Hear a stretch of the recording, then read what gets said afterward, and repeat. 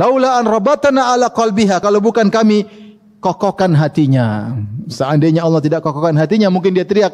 Karena dia itu taruh anaknya supaya selamat dari Fir'aun. Ini ternyata keranjang malah ke kerajaan Fir'aun. Coba apa persangkaan dia? Wah, mampus nih mungkin ya kalau kita jadi posisi dia. Tapi Allah suruh sabar. Karena dalam ketaatan kepada Allah pasti ada happy ending, pasti. Pasti ada kebahagiaan. Kebahagiaan adalah taat kepada Allah, taat kepada Rasulullah. Ini perintah Allah, taruh, lepasin aja. In kadat la tubdi bi, hampir-hampir dia teriak, itu putraku. Laula an rabatna ala qalbiha. Kalau bukan kami ikat hatinya, akhirnya dia pun sabar. Ternyata subhanallah itu kebaikan. Wa asa an takrahu syai'an wa huwa khairul lakum. Bisa jadi kau benci sesuatu, ternyata baik bagimu. Ternyata diambil, ternyata anak istrinya Fir'aun yaitu Asia, ternyata tidak punya anak, maka dia rindu ingin punya anak. Dibuka oleh Fir'aun, nah, bayi Bani Israel.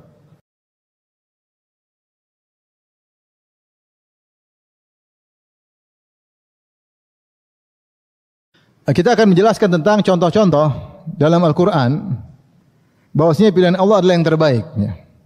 Tentunya contoh sangat banyak ya. Dari hadis juga sangat banyak. Terus pengalaman hidup para ulama juga sangat banyak. Pengalaman hidup kita juga sangat banyak. Tapi kita membatasi sebagian saja contoh-contoh dalam Al-Quran agar kita tahu bahwasanya takdir Allah jika dihadapi dengan kesabaran maka penghujungnya pasti indah atau itu yang terbaik. Itu yang terbaik. Contoh pertama, ini saya urutkan ya, seperti contoh yang masyhur atau saya sebutkan beberapa nabi. Contohnya misalnya sederhananya Nabi Yusuf alaihissalam. Nabi Yusuf alaihissalam Allah kisahkan, Allah turunkan kisahnya dalam surat Yusuf. Yang di situ bercerita tentang bagaimana penderitaan Nabi Yusuf dari satu penderitaan kepada penderitaan berikutnya. Dari satu ujian menuju ke ujian yang lainnya. Ujian pertama, dia dihasati oleh kakak-kakaknya. Tentu tidak menyenangkan jika hidup dalam suatu keluarga, kakaknya 10 orang hasad sama dia. Mereka ber-12 bersaudara. 10 orang kakak-kakak Yusuf hasad sama Yusuf. Sehingga sifatnya tidak mengenakan kepada Yusuf. Sampai akhirnya 10 orang ini berniat jahat kepada Yusuf. Akhirnya Yusuf dibawa pergi untuk bermain-main, namun ternyata dibuka bajunya, lantas dimasukkan dalam sumur. Akhirnya Yusuf yang begitu disayangi oleh ayahnya, Nabi Yakub alaihissalam, akhirnya dia harus terpisah dari ayahnya dalam waktu yang lama. Ada yang mengatakan puluhan tahun. Ada yang mengatakan sampai 40 tahun, ada yang 80 tahun, ada yang mengatakan belasan tahun. Wallahu alam. Tapi intinya Yusuf akhirnya terpisah dari ayahnya. Kakak-kakaknya tega membuang dia dalam sumur dengan dibuka bajunya. Karena bajunya harus dilumuri dengan darah. Ya, seakan-akan Yusuf dimakan oleh serigala. Maka Yusuf dimasukkan dalam sumur. Setelah itu, setelah dimasukkan dalam sumur, ada yang ambil air di sumur, tahu-tahu dapat Yusuf. Kata kakak-kakaknya, ini adalah budak kami. Kalau mau beli silakan. Fasyaruhu bi thamanin bakhsin darahima ma'dudah. Akhirnya Yusuf dijual. Yang jual siapa? Kakak-kakaknya. Uangnya diambil. Hasil jual beli adik mereka sendiri. Maka dia dijual sebagai seorang budak. Namanya budak milik orang lain. Disuruh tanpa digaji, itulah budak. Maka Yusuf diperbudak. Subhanallah, ujian berikutnya. Setelah itu punya cerita, akhirnya sebagaimana Allah sebutkan, Yusuf alaihissalam akhirnya dirayu oleh seorang Imra'atul Aziz yang konon namanya Zulaikha. Akhirnya dia menolak, akhirnya lama-lama dia dituduh melakukan keburukan, akhirnya dia dipenjara. Ujian berikutnya dia dipenjara. Dipenjara bertahun-tahun. Ternyata sampai akhirnya Allah berkehendak lain. Ternyata akhirnya raja bermimpi dan tidak ada yang bisa mentakwilkan mimpinya kecuali Nabi Yusuf alaihissalam ya. Kisahnya menakjubkan ya. Jadi subhanallah, ketika Yusuf dalam penjara karena dia berbuat baik, datanglah 2 orang minta ditafsirkan mimpinya oleh Nabi Yusuf. Inna naraka minal muhsinin. Wahai Yusuf, kami memandang engkau termasuk orang-orang yang baik. Maka berikanlah kabar kepada kami, nabi'na bi ta'wilih. Berilah kabar kepada kami tentang tafsir mimpi kami. Akhirnya Yusuf tafsirkan, adapun amma ahadukuma fayaski rabbahu khamra wa ammal akhar fayuslab fata'kulu at-tayru min ra'sih qudiyal amru alladhi fihi tastaftiyan. Yang satu akan dibebaskan dari penjara, kemudian akan menjadi pelayan khusus raja yang akan menuangkan khamar kepada sang raja. Adapun yang satunya akan dihukum mati, kemudian disalib, kemudian burung-burung akan hinggap di kepalanya dan matok-matok kepalanya. Dan ternyata terjadi. Kemudian Yusuf berwasiat kepada orang yang akan menjadi pelayan raja. Wa qala alladhi dhanna annahu najim minhum adhkurni 'inda rabbik. Kata Yusuf, dia ikhtiar, berusaha. Wahai fulan, kau akan menjadi pelayan raja. Jangan lupa kalau kau sudah jadi pelayan raja, sebut-sebut aku di sisi rajamu tentang diriku. Maksudnya supaya dia dibebaskan dari penjara. Ya. Karena Yusuf telah menafsirkan mimpinya. Dia bilang, tolong udhkurni inda rabbik. Kalau kau sedang di sisi rajamu, sedang nuangkan, jadi sedang melayani, sebut-sebut cerita tentang aku. Maksudnya apa? Semoga saya dibebaskan. Subhanallah, ini disebutkan Yusuf sudah di penjara 7 tahun. Kemudian dia menafsirkan mimpi tersebut. Maka kemudian ternyata Allah mentakdirkan orang ini lupa. Fa ansahu syaitanu dzikra rabbih. Syaitan buat orang ini lupa, dia sudah jadi pelayan, dia lupa cerita tentang Yusuf. Syaitan bikin dia lupa dengan takdir Allah tentunya. Akibatnya apa dia lupa cerita? Falabitha fis sijni bid'a sinin. Akhirnya Yusuf penjaranya bertambah lagi. Ada yang bilang 7 tahun lagi di penjara. Harusnya 7 tahun. Seandainya orang ini cerita kepada raja tentang Yusuf, mungkin Yusuf nanti raja baik suruh dia keluar. Tapi karena dia lupa, akhirnya penjaranya jadi berapa? Tambah 7 tahun lagi. Jadi berapa tahun? 14 tahun. Setelah 7 tahun kemudian, ternyata di balik lupanya orang tersebut, raja akhirnya bermimpi. Inilah rahasia Allah Subhanahu wa taala. Raja bermimpi, inni ara sab'a baqaratin simanin ya'kuluhunna sab'an ijaf wa sab'i sumbulatin khudrin wa ukhra yabisat. Raja bermimpi ada 7 ekor sapi kurus makan 7 sapi gemuk, dan ada 7 bulir gandum yang hijau dan ada yang kering. Ya ayyuhal mala'u aftuni fi ru'yaya in kuntum liru'ya ta'burun. Wahai pembesar-pembesarku, ini mimpiku. Kalau ada yang bisa tafsirkan, tolong tafsirkan. Karena mereka di zaman ini terkenal dengan tafsir mimpi. Mereka rupanya tidak bisa tafsir. Kemudian mereka beralasan, qalu adghatsu ahlam. Ini adalah carut marut ya raja. Mimpi Anda tidak punya alur untuk kami tafsirkan. Wa manahnu bi ta'wil ahlami bi alimin. Kami tidak bisa menafsirkan mimpi yang ternyata tidak ada alurnya. Ketika itu baru pelayan baru ingat, ya Allah, ada Yusuf ahli tafsir. Ingatnya belakangan 7 tahun kemudian. Baru dia bilang, waddakara ba'da ummatin. Dia ingat setelah sekian tahun, ana unabbi'ukum bi ta'wilihi. Saya yang akan kabarkan tentang tafsir mimpi ini. Fa arsilun, biarkan saya pergi ke Yusuf.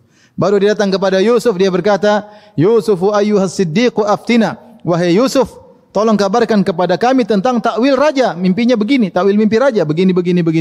Yusuf akhirnya tafsirkan. Subhanallah, akhirnya raja angkat Yusuf sebagai bangsawan, jadi menteri keuangan. Kenapa raja tahu? Ternyata orang-orang terdekatnya tidak bisa menafsirkan mimpi ini. Raja tahu Yusuf spesial karena hanya dia yang bisa menakwilkan apa? Mimpi. Saya tanya sama antum, seandainya Yusuf tidak dibuang oleh kakak-kakaknya, dia tidak bakalan jadi bangsawan, ya atau tidak? Tidak jadi bangsawan.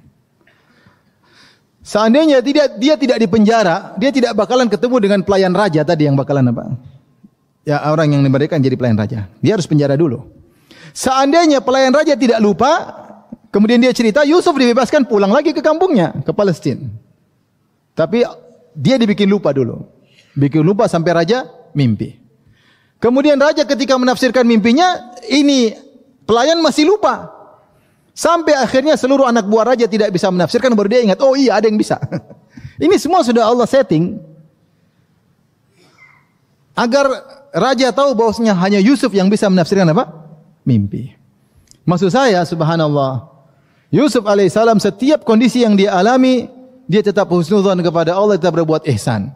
Makanya ketika dia bertemu dengan kakak-kakaknya, setelah dia buka kartunya, saya adalah seorang bangsawan, saya adalah Yusuf, dia berkata, innahu may yattaqi wa yasbir fa innallaha la yudhi'u ajral muhsinin. Siapa yang bertakwa dan bersabar, sungguhnya Allah Subhanahu wa taala tidak akan menyia-nyiakan pahala orang yang berbuat ihsan. Sehingga Yusuf dalam setiap kondisinya, ketika dimusuhi oleh kakak-kakaknya, ketika dibuang di sumur, ketika kerja jadi budak, ketika di penjara, dia tetap berbuat ihsan, tetap bertakwa, dan ternyata penghujungnya sangat indah.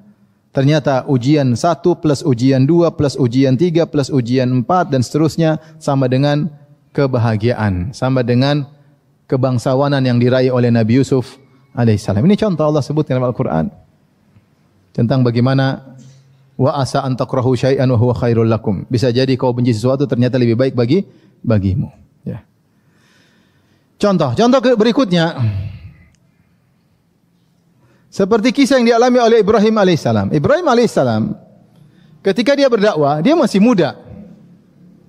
Makanya disebutkan dalam surat Al-Anbiya, qalu sami'na fatan yadhkuruhum yuqalu lahu Ibrahim. Ketika Ibrahim hancurkan patung-patung, heboh. Mereka berkata, "Man fa'ala hadza bi alihatina innahu laminadh zalimin." Siapa sih yang berani hancurin patung-patung kita? Sungguhnya dia adalah orang yang zalim. Akhirnya mereka ngomong, "Sami'na fatan yadhkuruhum yuqalu lahu Ibrahim." Ada anak muda yang sering mencela sesembahan-sembahan kita, berhala-berhala kita. Ibrahim sering cela, apa itu berhala? Ala ta'kulun wahai berhala, bisa enggak makan sajian-sajian? Kada sajian-sajian taruh depan berhala, Ibrahim tanya, "Ayo makan." Ya, berhala enggak bisa makan. Yang makan burung-burung. Maka mereka berkata, ada anak muda yang sering mencela berhala-berhala kami. Namanya siapa? Ibrahim. Intinya Ibrahim masih muda. Akhirnya Ibrahim mau dibakar, enggak bisa terbakar. Akhirnya dia diusir dan dia pergi dari kampungnya. Pergilah dia keluar dari kampungnya, dia berkata qala inni zahibun ila rabbi sayahdin. Aku pergi menuju Rabbku dan dia akan memberi petunjuk kepadaku. Rabbi habli minas salihin. Ini saya ingin sampaikan. Ibrahim berkata, "Ya Rabbku, anugerahkan kepadaku anak yang soleh." Taib. Ibrahim ketika berdoa agar punya anak soleh, dia masih remaja, masih pemuda. Pemuda umurnya berapa sih? Kalau 40 tahun ke atas? Bukan pemuda, penua. 40 pemuda itu maksudnya ya 20-an ya. 20-an pemuda. Dia minta ingin punya anak. Tapi kapan Allah kabulkan? Allah kabulkan, ceritanya panjang. Ternyata dia menikah dengan Sarah, wanita paling cantik jelita. Bertahun-tahun tidak punya anak. Ternyata Allah punya rencana agar Ibrahim punya anak namanya Ismail dari wanita lain, bukan dari Sarah. Sarah juga akan punya anak yang hebat namanya Ishak, bapaknya para nabi. Tapi Allah punya rencana agar Ibrahim punya anak dari wanita lain yang akan tinggal di jazirah Arab namanya Ismail, yang akan punya keturunan namanya Muhammad. Caranya bagaimana? Allah bikin Ibrahim tidak punya anak. Akhirnya Ibrahim tinggal sama Sarah bertahun-tahun tidak punya anak, sampai puluhan tahun tidak punya anak. Akhirnya Ibrahim sama Sarah melewati Mesir, ternyata Sarah ditangkap oleh Raja Mesir, kemudian ingin digauli, ternyata tidak bisa, dicoba untuk dizinai 3 kali, tidak bisa. Akhirnya sang raja tidak mampu lagi, maka dia pun menghadiahkan kepada Sarah Hajar. Fa'akhdamaha Hajar. Maka kata Nabi SAW, Ibrahim pun diberi hadiah, Sarah diberi hadiah seorang wanita namanya siapa? Hajar. Akhirnya Hajar tinggal bersama Ibrahim, Sarah dan Hajar. Tinggal lama, Sarah kasihan Ibrahim tidak punya anak. Kata Sarah, coba nikahlah sama Hajar. Akhirnya Ibrahim nikah sama Hajar. Akhirnya punya anak namanya siapa? Ismail. Yang ingin saya ajak berfikir, ini mohon maaf ibu-ibu ya. Seandainya Ibrahim berdoa, "Ya Allah, anugerahkan aku anak soleh." Terus punya anak soleh dari Sarah, kira-kira Ibrahim akan nikah lagi enggak? Enggak bakalan diizinkan oleh siapa? Sarah. Perhatian bapak-bapak ini. Tapi Sarah akhirnya mengizinkan Ibrahim nikah sama Hajar karena udahlah, enggak apa-apa. Dia rela kebahagiaannya dibagi kepada wanita yang statusnya pembantunya. Subhanallah, bagaimana Sarah pengorbanan. Enggak apa-apa, yang penting suami saya punya anak. Akhirnya punya anak namanya Ismail. Seandainya Ibrahim langsung punya anak Ishak, kira-kira Sarah suruh nikah sama pembantunya enggak? Kalau jadi ibu kira-kira izinkan enggak? Enggak bakalan ya. Enggak bakalan 1000 kali, enggak bakalan. Itu maksud saya. Ibrahim minta punya anak enggak dikasih-kasih. Ternyata ada cerita di balik itu. Agar dia punya anak dari wanita yang lain dulu. Yang kemudian lahirlah siapa? Ismail. Ismail ini akan dibawa. Kemudian Sarah pun cemburu kepada Hajar. Bahkan Sarah ingin melukai Hajar di 3 tempat. Akhirnya Ibrahim bawa Hajar ke Mekah. Subhanallah. Akhirnya Ismail nanti punya anak Quraisy. Quraisy punya anak. Keturunannya adalah Muhammad sallallahu alaihi wasallam. Seandainya Ibrahim langsung punya anak dari Sarah, tidak ada namanya Muhammad sallallahu alaihi wasallam. Seandainya Sarah tidak cemburu kepada Hajar, tidak ada Muhammad sallallahu alaihi wasallam di kota Mekah. Ternyata di balik tertunda punya anak ada hikmah. Ternyata di balik kecemburuan Sarah kepada Hajar ada hikmahnya. Paham atau tidak? Ya sudah paham aja. Jadi subhanallah. Asa an takrahu syai'an wa huwa khairul lakum. Bisa jadi kalian benci sesuatu, ternyata ada kebaikan di balik apa yang kalian benci tersebut. Ini contoh Ibrahim alaihissalam. Contoh yang lain adalah bagaimana kita sebutkan tentang ibunya Musa, sederhana. Ibunya Musa ketika sedang mengandung dan akan melahirkan Musa, maka Fir'aun mengirim anak buahnya untuk mendengar kalau ada orang yang mau melahirkan. Ada yang melahirkan dilihat, karena dulu enggak ada USG. Jadi ditongkrongi, lahir laki-laki langsung dibunuh, laki-laki dibunuh. Subhanallah, akhirnya lahirlah Musa. Tentu dia mungkin menangis. Maka Allah kasih ilham kepada ibunya, apakah secara langsung atau melalui malaikat, an ardhi'ih, susuin anakmu. Setelah susuin, ya, Allah suruh taruh di tabut, ya. Ya. Taruh di tabut, walqihi fil yammi, kemudian lemparkanlah di sungai Nil. Ini berat bagi seorang wanita. Setelah dia menyusui anaknya, tentu dengan anak yang dinanti-nanti, hamil selama 9 bulan, anak tersebut kemudian menyusui darinya. Setelah itu dia lepaskan anak tersebut di bawah sebuah keranjang, kemudian dilepaskan di sungai Nil. Ini berat. Tentu tidak dia sukai. Tetapi ini perintah dari Allah Subhanahu wa taala. Akhirnya dia lepaskanlah si kecil Musa dalam keranjang, kemudian dia ikuti, dia suruh kakaknya lihat. Kakaknya Musa akhirnya ternyata keranjang tersebut melewati kerajaan Fir'aun. Ternyata dilihat oleh keluarga Fir'aun, istrinya. Akhirnya diambillah keranjang tersebut dan ibunya lihat. Faltaqatahu alu Fir'auna liyakuna lahum aduwa wan hasana. Diambillah si Musa, diambil oleh Asiyah bintu Muzahim, istrinya Fir'aun. Subhanallah, ketika itu ibunya sangat ketakutan. In kadat latubdi bihi, hampir-hampir dia teriak, "Wah, itu anakku!" Hampir dia terang-terangan. Laula an rabatana ala qalbiha, kalau bukan kami kokohkan hatinya. Seandainya Allah tidak kokohkan hatinya, mungkin dia teriak. Karena dia itu taruh anaknya supaya selamat dari Fir'aun. Ini ternyata keranjang malah ke kerajaan Fir'aun. Coba apa persangkaan dia? Wah, mampus nih mungkin ya kalau kita jadi posisi dia. Tapi Allah suruh sabar. Karena dalam ketaatan kepada Allah pasti ada happy ending, pasti. Pasti ada kebahagiaan. Kebahagiaan adalah taat kepada Allah, taat kepada Rasulullah. Ini perintah Allah, taruh, lepasin aja. In kadat latubdi bi, hampir-hampir dia teriak, itu putraku. Laula an rabatna ala qalbiha. Kalau bukan kami ikat hatinya, akhirnya dia pun sabar. Ternyata subhanallah itu kebaikan. Wa asa an takrahu syai'an wa huwa khairul lakum. Bisa jadi kau benci sesuatu, ternyata baik bagimu.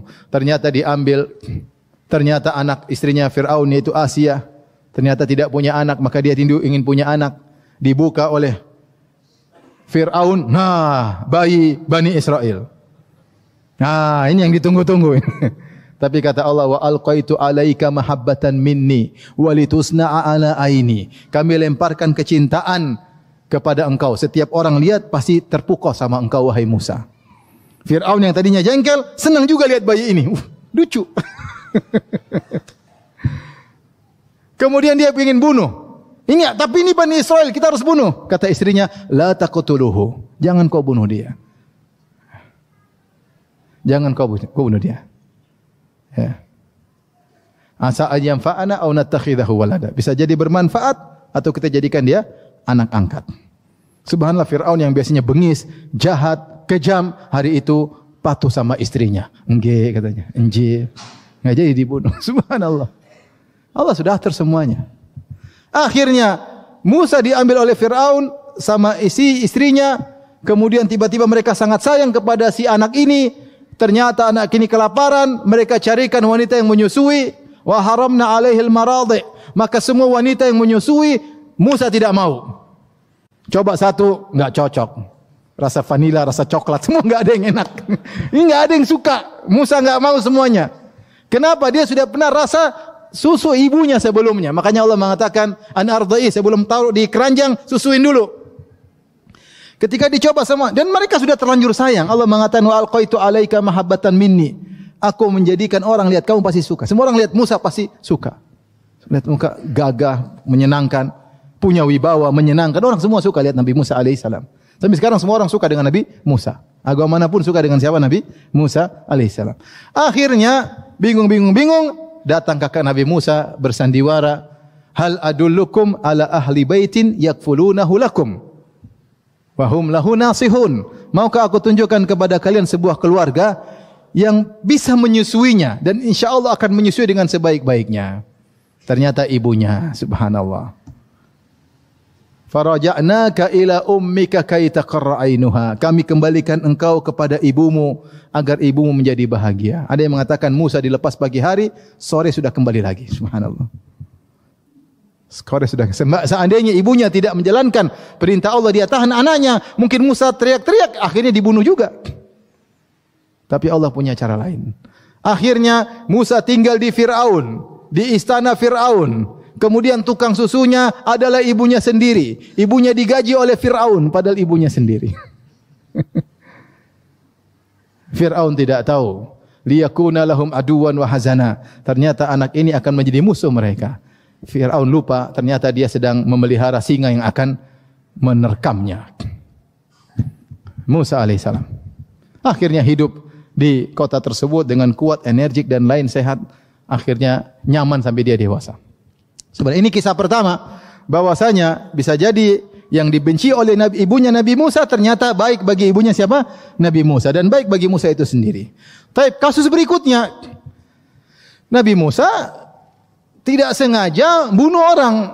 Ada Israeli dari kaum Bani Israel berkelahi dengan Kipti dari suku Fir'aun berkelahi. Akhirnya dia minta tolong kepada Nabi Musa. Nabi Musa pun tolong. Fawakazahu Musa faqada alaihi. Nabi Musa pukul dengan pukulan yang tidak buat mati menurut perkiraan Musa, namun terlalu kuat.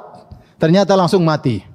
Nabi Musa memang terlalu kuat. Mukul orang langsung apa? Mati. Mukul batu ada bekas tangan di batu. Kalau Nabi Musa pukul batu, duk, duk, duk, ada bekas apa? Tangannya di batu. Coba kalau antum yang pukul, duk, duk, bekas batu di tangan. Musa kuat sekali. Dia tidak, makanya disebut ini dosa kecil, dia tidak bermaksud membunuh, tapi ternyata apa? Mati. Akhirnya dia dikejar-kejar, intinya dia dikejar, dicari oleh Fir'aun. Fir'aun jengkel karena ada anak buahnya yang dibunuh, akhirnya dia mau ditangkap dan ingin dibunuh. Kata Allah, fakharaja minha khaifan yataraqqab. Maka Musa pun keluar dari Mesir, dari Memphis dengan kondisi ketakutan. Yataraqqab itu menanti-nanti kapan-kapan tiba-tiba dia bisa ditangkap. Karena anak buah Fir'aun di mana-mana, maka dia lari dengan ketakutan, bahkan dia tidak sempat bersiap-siap.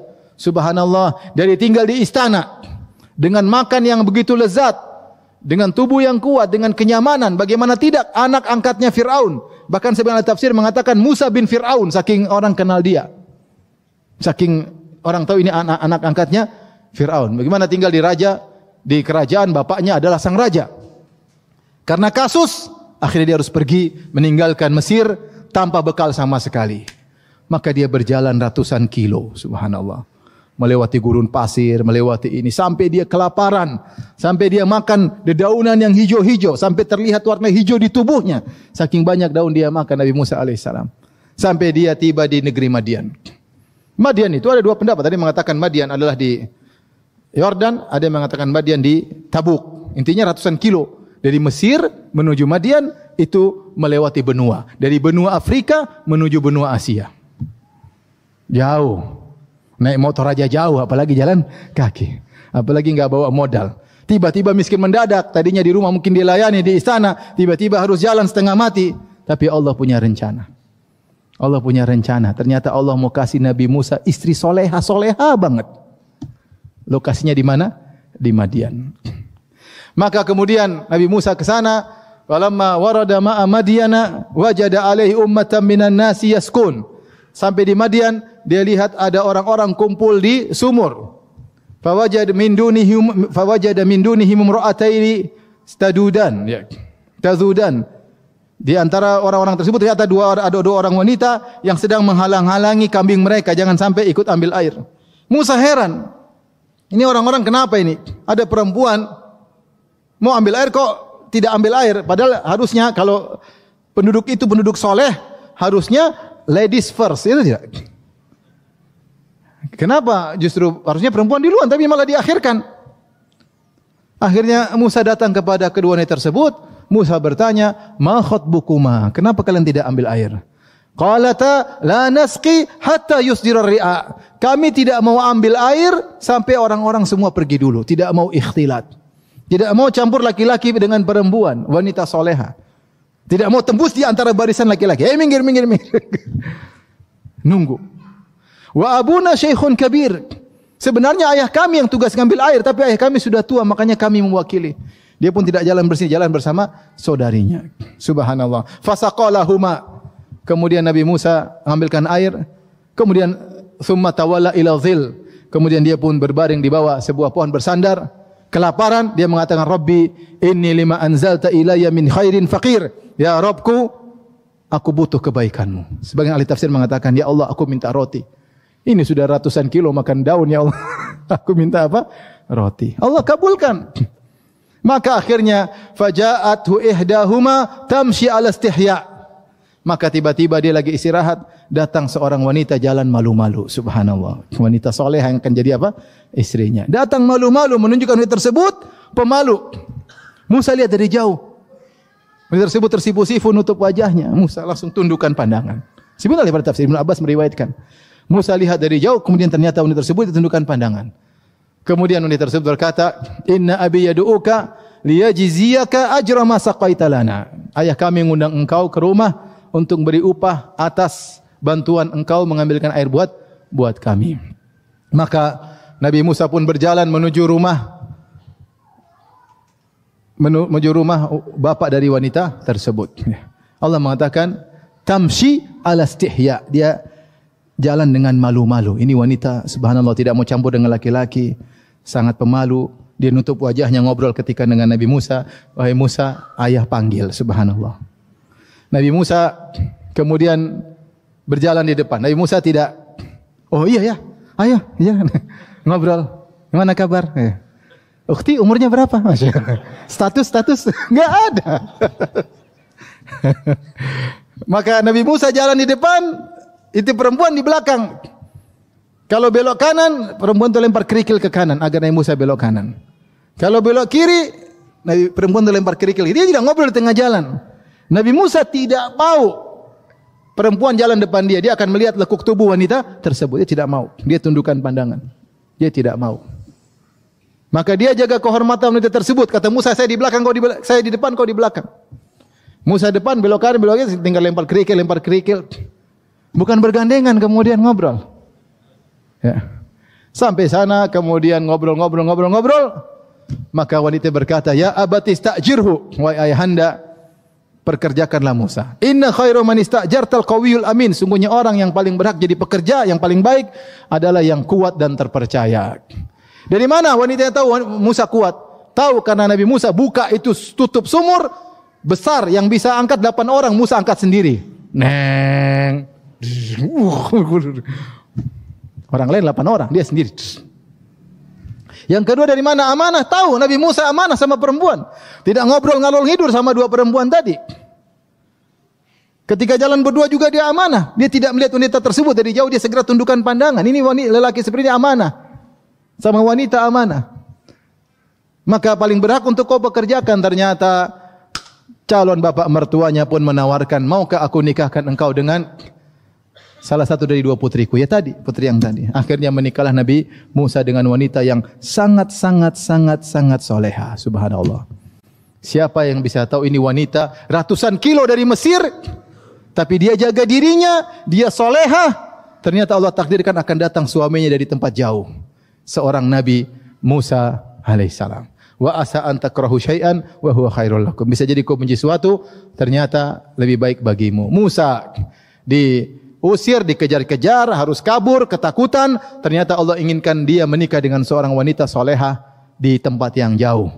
Di tempat yang jauh, dan kemudian Allah suruh dia jadi penggembala kambing sampai 10 tahun. Ternyata dia disiapkan menjadi seorang rasul setelah itu. Taib. Di antara kisah juga yang menunjukkan bahwasanya bisa jadi yang kau benci ternyata lebih baik bagimu. Seperti Allah sebutkan tentang kisah Nabi Muhammad SAW, ya. Bagaimana Nabi Muhammad ingin dibunuh dan diusir dari kota Mekah. Kata Allah, wa idh yamkuru bika alladhina kafaru liyuthbituka aw yaqtuluka aw yukhrijuk wa yamkuruna wa yamkurullahu wallahu khairul makirin. Ketika Abu Jahal CS dan teman-temannya bermusyawarah, bikin makar untuk membunuhmu, mengusir untuk membelenggumu, atau membunuhmu atau mengusirmu. Mereka ingin. Akhirnya Allah wahyukan kepada Nabi untuk meninggalkan kota Mekah. Dan Nabi SAW meninggalkan kota Mekah dengan penuh kesedihan, bukan dengan kegembiraan. Makanya ketika awal Nabi diturunkan wahyu, kemudian Nabi dibawa oleh Khadijah menuju ke Waraqah bin Naufal, maka Waraqah berkata, "Ya laitani jad'an idh akhrajaka qaumuka la ansurannaka nasran mu'azzara." Amboi seandainya, aduhai seandainya aku masih muda. Ketika kau diusir oleh kaummu, sungguh aku akan menolongmu dengan pertolongan yang kuat. Rasulullah berkata, "Amukhrijiyahum." Apakah kaumku akan mengusirku? Apa kata Waraqah? Tidak seorang nabi pun yang datang membawa seperti yang kau bawa illa udi, kecuali dia akan dimusuhi. Ini hal yang berat bagi Nabi. Dia harus meninggalkan kampung halamannya. Maka ketika dia meninggalkan kampung halamannya, maka dia menghadap Mekah, dia berkata dengan penuh kesedihan, dia berkata, "Innaki la ahabbu la khairu ardillah." Wahai Mekah, engkau adalah negeri yang terbaik. Semua kenangan di situ. Dia lahir di situ, dirawat oleh ibunya di situ. Dia menikah dengan Khadijah di situ, punya anak-anak di situ, dia gembalakan kambing di situ. Semua keindahan, semua kabilahnya di situ. Nabi Muhammad SAW, maka dia berkata, "Innaki la khairu ardillah." Engkau adalah kota yang terbaik. Wa ahabbu ardillahi ilallah. Dan engkau adalah kota yang paling dicintai oleh Allah. Laula anna qaumaki akhrajuni ma kharajtu minki. Kalau bukan kaummu mengusirku wahai Mekah, aku tidak akan pergi darimu. Subhanallah. Nabi pergi dengan penuh kesedihan meninggalkan kota Mekah. Sampai di kota Madinah, Rasulullah berdoa, ini tempat baru.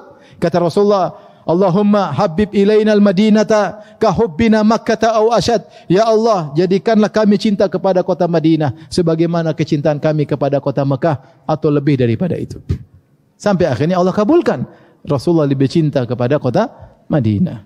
Tapi maksud saya, Rasulullah pergi meninggalkan semua nostalgia, semua keindahan, semua harta dia tinggalkan. Tetapi wa asa an takrahu syai'an wa huwa khairul lakum. Bisa jadi kau benci sesuatu ternyata lebih baik. Ternyata Rasulullah dengan berhijrah, maka dia ingin kota Madinah. Akhirnya dia menaklukkan kota Mekah dan akhirnya melakukan kota-kota banyak di Jazirah Arab, bahkan sampai ekspansi menuju Persia dan Romawi dan seterusnya. Dengan meninggalkan kota yang sangat dia cintai. Di antara cerita yang Allah sebutkan dalam Al-Quran adalah tentang perang Badar. Kata Allah Subhanahu wa taala, "Idz ya'idukumullah wa idz ya'idukumullahu ihdat ta'ifataini annaha lakum wa tawadduna anna ghaira dzati syaukati takunu lakum." Ketika Allah menjanjikan kepada kalian akan mengalahkan salah satu dari dua pasukan. Ketika itu Rasulullah SAW di Madinah mendengar Abu Sufyan datang melewati dari Syam pergi menuju ke kota Mekah melewati Madinah. Karena Syam, Madinah, Mekah. Ternyata dia bawa harta yang banyak. Bahkan dia disebutkan membawa 200 kilogram emas. 50.000 dirham kalau tidak salah. Ya. Bawa emas banyak. Terus bawa onta banyak. Bawa dagangan-dagangan orang Quraisy. Jadi mereka nitip semua kepada Abu Sufyan untuk dijualkan. Jadi dia pulang bawa harta yang banyak. Dan yang mengawali Abu Sufyan cuma sekitar 40 orang, sedikit. Maka Nabi SAW bawa, ayo kita berangkat, kita ambil harta tersebut. Ya, karena mereka selama waktu di Mekah, mereka ngambil harta kita, mereka bunuh kita, kita ambil, tidak ada masalah. Ini musim perang. Musim perang jangankan harta, orang pun boleh dibunuh. Maka sahabat semangat berangkat. Bahkan ada yang minta izin, ya Rasulullah saya pulang ambil unta. Kata Rasulullah enggak usah. Ini cuma sedikit. Yang enggak punya unta enggak usah. Yang ada, yang siap aja langsung jalan. Karena yang siap aja langsung jalan, maka yang berangkat cuma 315 atau 319 orang. Ketika mereka menuju ke Badar, ternyata Abu Sufyan dengar Rasulullah SAW dan pasukannya berjalan menujunya. Maka akhirnya Abu Sufyan kirim surat kepada Abu Jahal. Akhirnya Abu Jahal dengan sombongnya, bataran, sombong dan angkuh, wari'a'an nas, dan ingin riak kepada seluruh kabilah-kabilah Arab. Maka dia bawa pasukan banyak, dia bawa pasukan 1.300 kalau tidak salah, banyak. Kemudian dia bilang, kita akan menang, kita tunjukkan kepada kabilah Arab siapa kita. Kita akan habisi Muhammad dan teman-temannya. Kemudian kita pesta 3 hari 3 malam di sana. Di tengah jalan terjadi kasus 300 mundur tinggal 1.000. Datanglah 1.000 tersebut, Abu Sufyan lolos. Di sini para sahabat tahu ternyata berubah. Yang dilawan bukan 40 orang, sekarang berubah jadi berapa? 1.000. Ya. Kama akhrajaka rabbuka min baitika bil haqq wa inna fariqam minal mu'minina lakarihun yujadilunaka fil haqqi ba'da ma tabayyana ka'annama yusaquna ilal mauti wa hum yanzurun. Kata Allah, ketika Allah keluarkan engkau menuju ke pasukan Abu Jahal 1.000 orang. Wa inna fariqam minal mu'minina lakarihun, sebagian orang tidak suka. Waduh, gimana ya Rasulullah? Yujadilunaka fil haqq. Bahkan mereka diskusi, ya Rasulullah, katanya kita mau lawan 40 orang pasukan Abu Sufyan. Sekarang kok jadi 1.000? Mereka tidak ingin. Kata Allah, wa tawadduna anna ghayra dzati syauqati takunu lakum. Kalian ingin yang dilawan 40 orang. Kenapa? Musuh cuma 40 orang, hartanya banyak. Enak kan? 40 bunuh semua, dapat 200 kg emas. Menyenangkan atau tidak? Menyenangkan. Lawan 1.000, ada Abu Jahal. Pasukan lengkap, full power, repot. Gimana? Tentu kalau disuruh pilih, pilih yang sedikit. Tapi kata Allah, Allah ingin yang terbaik.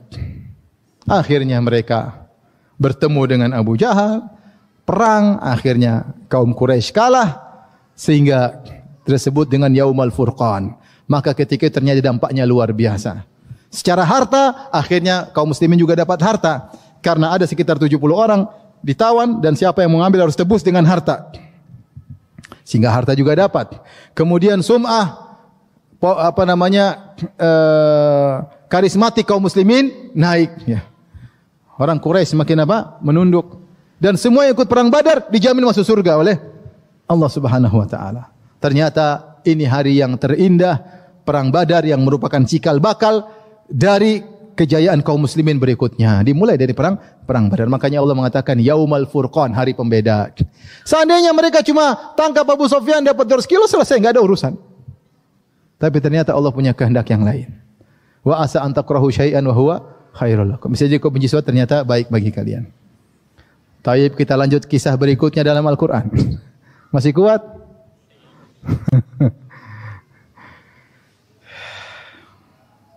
Tadi mulai jam berapa?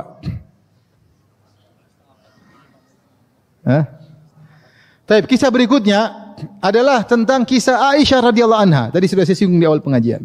Aisyah radhiyallahu anha dituduh berzina oleh Sufyan bin Mu'attal as-Sulami. Yang tuduh adalah Abdullah bin Ubay bin Salul dan sekelompok orang. Bahkan sebagian kaum muslimin terprovokasi ikut-ikutan tuduh. Di antaranya adalah Mistah, di antaranya Hamnah bin Jahshin, di antaranya adalah Hasan bin Thabit, penyair Rasulullah sallallahu alaihi wasallam. Mereka ikut-ikutan nuduh. Akhirnya mereka dicambuk. Tapi isu hoaks luar biasa. Sampai suatu yang berat dialami oleh Nabi, dialami oleh Aisyah. Sampai Aisyah ketika tiba di Madinah, Aisyah tidak tahu ada isu yang tersebar. Tapi Aisyah heran, Rasulullah kok berubah sikap? Rasulullah kalau ketemu dia, Rasulullah hanya bertanya, kaifatikum, bagaimana kondisi kalian? Bagaimana kondisi istrimu? Tidak seperti biasanya, Rasulullah mesra. Ini selama sebulan, kenapa Rasulullah berubah? Sampai akhirnya Aisyah tahu, ternyata ada isu tersebar, bahwasanya dia dituduh berzina dengan Sufyan bin Mu'attal as-Sulami. Sampai akhirnya Aisyah menangis ketika itu, menangis dan menangis.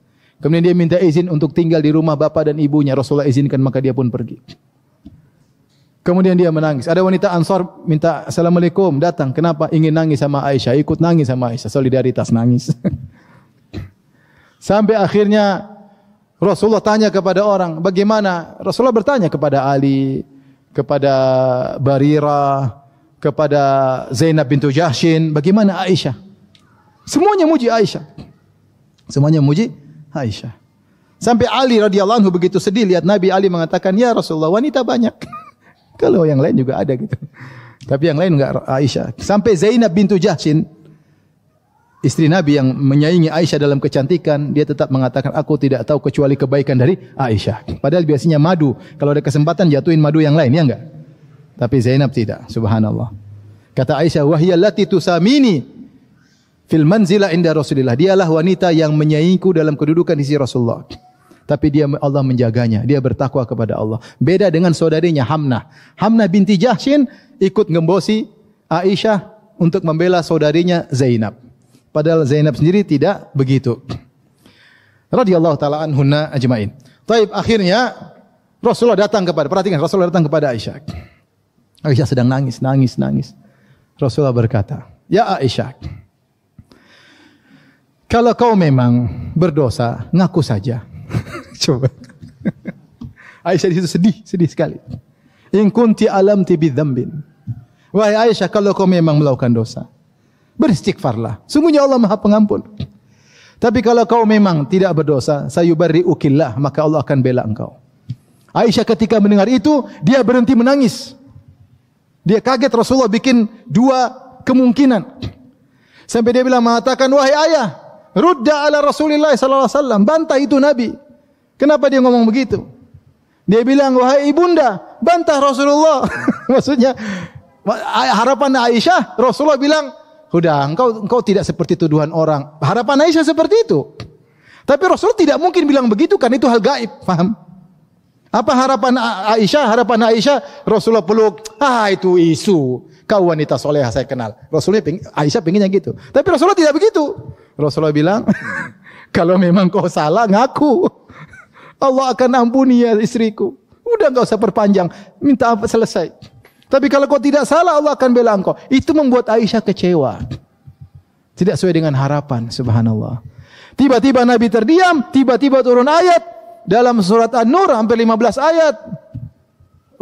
Allah bela Nabi, Allah bela Aisyah. Sampai turun ayat terakhir, "Al-khabithatu lil-khabithin wal-khabithuna lil-khabithat wat-tayyibatu lit-tayyibin wat-tayyibuna lit-tayyibat ulaika mubarrauna mimma yaqulun lahum maghfiratun wa rizqun karim." Wanita-wanita buruk untuk laki-laki buruk, wanita pezina untuk laki-laki pezina, laki-laki pezina untuk wanita pezina, perempuan baik-baik untuk laki-laki baik-baik, laki-laki baik seperti Muhammad untuk wanita baik-baik seperti siapa? Aisyah. Mereka berlepas diri dari ketuduhan yang tidak-tidak. Bagi mereka ampunan dan bagi mereka rizki yang mulia. Aisyah mengatakan, "Wala sya'ni ahqar." Saya berharap Allah akan membela saya dengan membuat mimpi kepada Nabi Muhammad sallallahu alaihi wasallam. Saya tidak memandang diri saya siapa. Wala sya'ni ahqar. Kondisiku lebih hina untuk dibela oleh Allah dengan Al-Quran. Saya hanya berharap dibela dengan mimpi. Ternyata Allah bela Aisyah dengan apa? Al-Quran. Bahkan 15 ayat yang dibaca sampai hari kiamat. Subhanallah. Kemudian ketika turun ayat, Rasulullah berseri-seri, Rasulullah kabarkan, kata ayah ibunya, "Ya Aisyah, kumi ila Rasulillah." Ayo berdiri kepada Nabi. Kata Aisyah, enggak. Karena yang bela dia bukan Nabi, yang bela dia siapa? Allah Subhanahu wa taala. Tauhid ya. Yang bela siapa? Allah. Subhanallah. Ternyata benar kata Allah, "Innal ladzina ja'u bil ifki usbatun minkum la tahsabuhu syarran lakum." Sungguhnya orang-orang yang mendatangkan berita hoaks, berita dusta, jangan kalian sangka itu keburukan bagi kalian. Bal huwa syarrul lakum, ternyata baik bagi kalian. Dengan peristiwa itu, tuduhan buruk kepada Aisyah sehingga terbongkar, akhirnya ketahuan siapa orang munafik. Akhirnya ketahuan rencana-rencana buruk mereka. Akhirnya semakin mulialah Aisyah radhiyallahu taala anha.